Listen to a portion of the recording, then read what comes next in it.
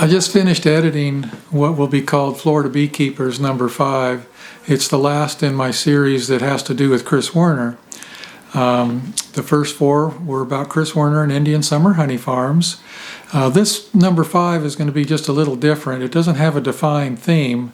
It's really kind of the cleanup video. It's odds and ends, like everything from what's his favorite queen marking pen to why they have a rim on their lid to how they tie down their forklift, just different things. And although it may not be quite as interesting to many as the first 4 videos, I think if most people hang in there through the end, they're likely to find something, maybe just 1 or 2 points that helps them personally. I would like to take this opportunity to thank Chris and Becky and their whole family and crew for putting up with Greg Burns and I for 2 days.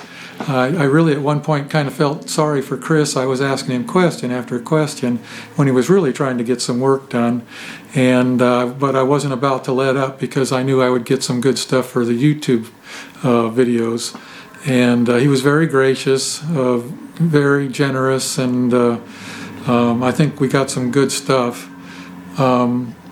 He's been a good friend of mine for a long time. He's always been helpful, always been glad to answer questions and discuss any topic when it came to beekeeping. And I think anybody that's watched these videos closely knows that Chris is pretty smart when it comes to beekeeping, and when he talks, I listen. I was really pleased that he allowed me to take all this footage with him and his crew. And the next Florida beekeeping video that comes out, number 6, will be about somebody else. I haven't figured out who yet. I have footage on Jamie Ellis, John Knox, and Ray Latner, all Florida beekeepers, and try to get that coming within the next week or 2. Anyway, I hope this video is good for some folks, and again I want to thank Chris and his family and crew for letting Greg and I just pester him to death over 2 days. It looks to me like you like these plastic frames. That's what we'll put in as we're caging the queens. We'll slide either an acorn or Purco. Both of them, I think, make a really great product. Are you preferring the plastic over the wood, or you just do that because it's so convenient? We do it because it's so convenient, making up these nukes and working. The bees really enjoy working them. They like them a lot. They're flexible to put a queen cell in. They move much easier. Obviously the wood doesn't flex at all. So for the brood chambers, we really like the wood. Plastic frames have a reputation for creating habitat for hive beetles. Absolutely. I've not seen any hive beetles. No, because the Wisconsin trip gets rid of them? That's one of the reasons for the essential oil. Oh. They don't like that. And they're out in the sun. It's quite warm here. They don't like that either, the heat.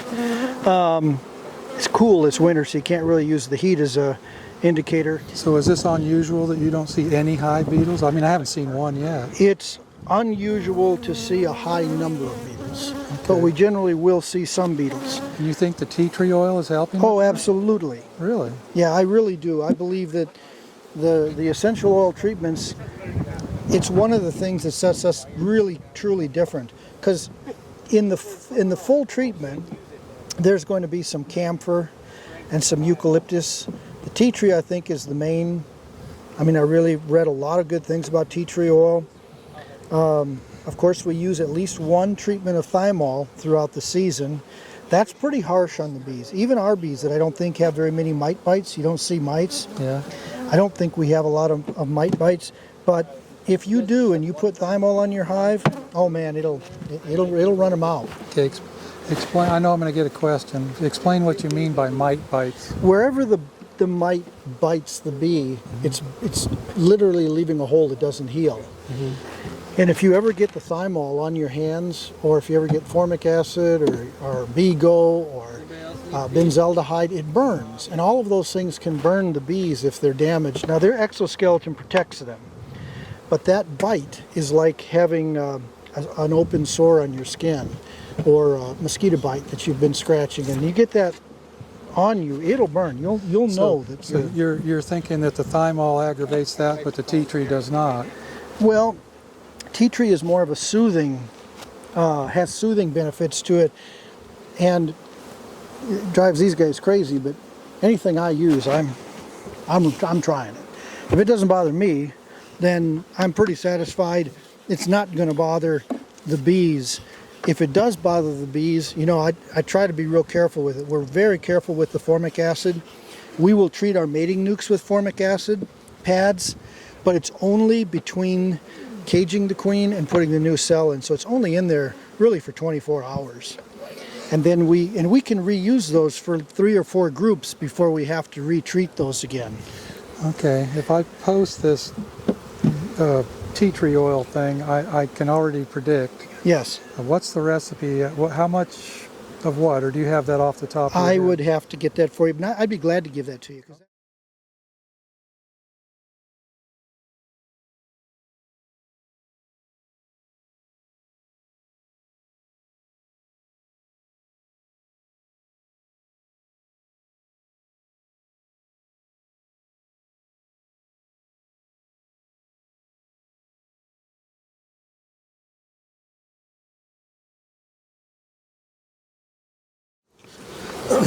So that's that towel I was talking about earlier. They've got tea tree oil and canola oil in those towels.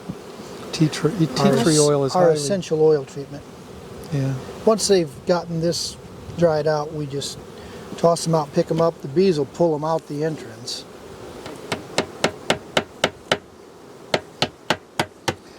Are those Posca pens, or do you have a better brand? We think we have a better brand. What's that brand? Can I see your pen? I don't know if you can read mine. Let me get out of the shadow. So, competitive advantage, is that the brand?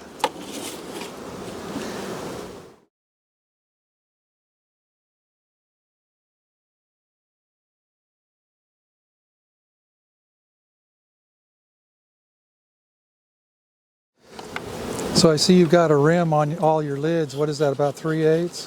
Yes, and it allows the bees room to build burr comb. That burr comb glues down. We don't have to use any nails to hold these lids down. The bees glue everything down and keep it glued down for transporting real rapidly. So, and it gives room for the mite treatment, gives room for pollen cakes. Anything we might need to do to that hive, we're able to fit underneath the cover. Sometimes if it's a 2-story, we'll put it between the 2 brood chambers, but on a single, obviously it has to go right underneath the cover. Looks like the blueberries are about over here. Yes, So you're moving out on Monday? we're moving them out on Monday. We come in here and knock all these down to singles. They'll all go out on 2 trucks real I easy see. that way. So the whole operation, they finished pretty much doing the pollinating, and now we come in and knock them down for movement. So everybody wins. Okay, so I got to ask. I've already asked you once, but I'm going to ask you again. In Georgia, a lot of guys have major trouble on the blueberries with losses and hitting their colonies. You got something else going on here. Tell me about that. Okay, the Donnellys, this is the Donnelly blueberry patch that we're in. They're very conscientious about spray. We've never had an issue. We've been in here with them probably for 6 years now, and we've not had an issue. They communicate very well with us. If they do feel that they need to do any spraying ahead of the finish of the bloom, they let us know, and we'll move the bees out, before the bloom's completely over. But that almost, I don't recall that really happening with them. It's an agreement we have. Are they spraying a pesticide or a fungicide? If they had to spray a pesticide. But even the fungicides, they try to keep all the spraying down to a minimum when the bees are here, and they do spray at night. I mean, there's an on-site manager here, and he works through the night if any spraying does need to be done. But the one thing they really are careful about, and all of our blueberry guys do, and we talk to them about it, is when they're applying, if they apply a nutritional spray, that they make sure that they're not using a surfactant. The soapy water surfactant. Yeah, you told me about that. That's like soapy water kind That of, isn't it? is an insecticide. Yeah. And so, much to their dismay, they were in fact spraying things that were harmful to our bees, even when they swore up and down that they weren't, but it was unbeknownst to them. Once that stopped, or they began to just spray in the evening, our bee losses completely disappeared. And we weren't losing colony bees, we were losing field force bees. So the populations would go down, but you would never see dead bees near the hive. So they said, well, how do you know it's anything we're doing? I don't see any dead bees. Well, the only place it was happening was in these blueberry patches. It wasn't happening anywhere else. So we figured, not this blueberry patch, but this was a different one we used to service frequently. But once they rectified that issue, we had no more problems. So no, we don't have a problem with sprays. We really don't.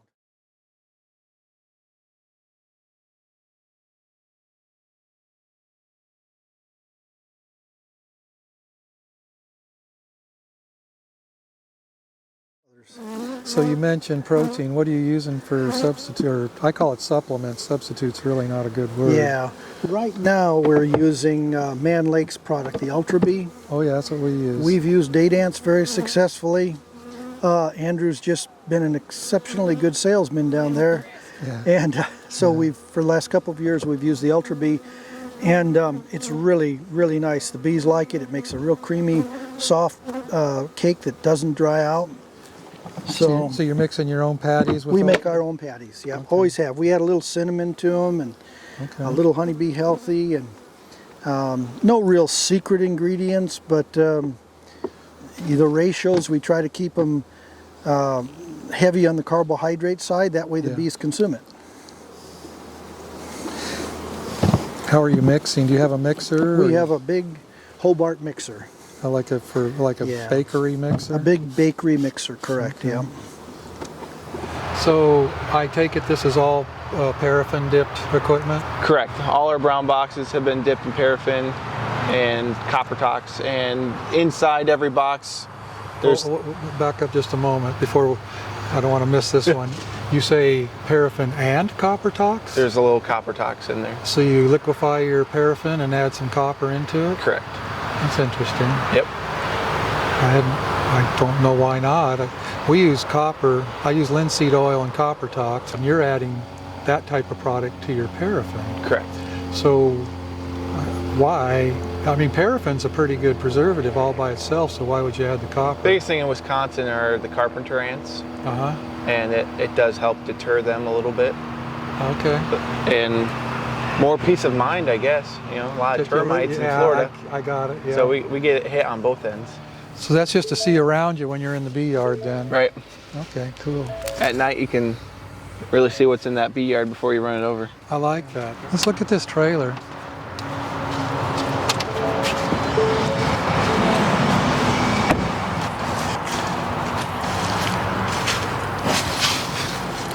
So this machine is just locked in here, if I'm looking at this correctly. Correct. When you It's got 2 points right there. 2 and then points of connection. So the DOT's okay with that without a strap up front like that? Depends who you run into. Depends on who you're talking to. Yeah, we got 2 points of contact on the back, so you legally need 3 points of contact. So that locks in with it being hydraulic, and then we hook into the back. And is the DOT happy with just that chain rather than a tie down? Yeah, we haven't had an issue with it. Yeah, and then we got smart to our fifth wheel. We have a lock-in system when it's up, so when we come off the trailer, the wheel's already pointing the right direction. Oh yeah. Because if it's just free hanging, a lot of the times when it comes off the trailer, it'll be like this, and that tire just rips off once you hit the ground. Yeah. So once you lock in and it's operational and you lower your fifth wheel, that just hangs. I like that. And this looks really easy to get to the engine. Just pull 2 pins and it swings out. Correct. Yeah. Okay, so I know the answer to this story, but I'm going to ask you anyway. You're Wisconsin. Were you born in Wisconsin? I was born in Dallas, Texas. Okay, but you're a Wisconsin beekeeper. Yes. And what are we doing in Florida? Well, Gary Orskovic offered me a job back in 1980 when he heard that I was going to get into the business. I had purchased 200 nucleuses from a beekeeper up in Minnesota. They've since gone out of business, but it was B&B Honey Farms, I've heard the of that. Bernackes. And while I waited for those to come over the winter, I took a job working at a hotel as a maintenance person. And it ended up being that hotel was the hotel my wife and I got married in. But that was a number of years down the road from there. But anyway, when Gary heard that I was interested in getting into it, he offered me a job to come to work for him in Florida and apprentice basically under him. And he was my mentor for at least 7 years. And so we built our business while working for another commercial operator. And he gave me the time to work my bees when I needed to. But the information that I learned was invaluable. Oh, that's how it works. Hands-on with someone. He didn't make too many mistakes, but when the mistakes were made, I learned from them. Yeah. And then there were mistakes I didn't have to repeat. So that was very, very valuable. And anybody today that's thinking about getting into bees on a big way, I would say you absolutely want to either apprentice or get an internship or at least have a really good mentor. Doesn't mind you showing up 3-4 times a week, just getting ideas and work for them and learn, because the mites are brutal. Old-time beekeepers told us when the mites showed up that it didn't matter that they might have had 60 years under their belt of keeping bees. It was a whole new learning curve. And of course crops, and while I'm not a big proponent of man-made climate change, I won't argue that we're seeing weather shifts where we're getting a little bit drier conditions in some locations, colder in some, and wetter in some. And so we have to be able to adjust to that. And we might be looking at a 30 to a 50-year weather cycle change. So the beekeeper has to adapt to that too for his bees, or her bees. And do you think you're making smaller crops in Wisconsin we know these we days? are. We keep track of our crops. And some of that is due to the GMO crops, and there's a lot of them now. They plant a tremendous amount of soybean and corn, and also Roundup Ready has taken out a lot of the wild weeds that the bees used to forage on, and also dairy farming has looked more favorably upon protein than the roughage in the forage, so they cut the alfalfa before it blooms. So we don't have the alfalfa like we used to, and we don't have as many wild weeds that we used to be able to count on. One thing we do have a lot more of, and it shows up in our honey crop, is we do see a bigger basswood presence. Yeah. The basswood yields really well about once every 5 years. It's a real dependable crop for the other 4 years, but there's always that year where it just doesn't bloom very much at all. So the tree just takes a break. 4 out of 5 years you make basswood. You make a pretty good basswood crop. That 5th year, probably it's going to take a break. But black locust is another one we really count on, and we're seeing a lot more of that planted or allowed to grow in fence lines. So our crop is going a little bit more towards tree-orientated crops, a little bit less towards alfalfa and sweet clover. So are you still selling most of your honey to Sprecher? Yes, Sprecher Brewery in Milwaukee still is our biggest customer. 3,000 pounds a week. That's a lot of honey. Every Thursday morning between 4 and 6, we're there with a tote of honey, and they've been good, loyal customers of ours, and we've really valued the relationship since about '86. So I guess these pallets of root beer and cream soda I buy every year have your honey in it then? Absolutely. Okay. Only ours, exclusively. Oh, We're really? proud of that, Okay. yes. Well, I'll keep that in mind when I'm talking to our customers about Absolutely. our root beer. Yep. And it's extremely good root beer. The best. For whatever reason, it's really good. Yeah. So I need to order another pallet of that stuff. It's going a little faster than it used to. Yeah. So what's on the scenario now? We going back We're going to the home farm? for or some salmon on the grill salmon on the before grill? you guys head up to see Jamie Ellis. That's right. Yeah, we're going to see Jamie.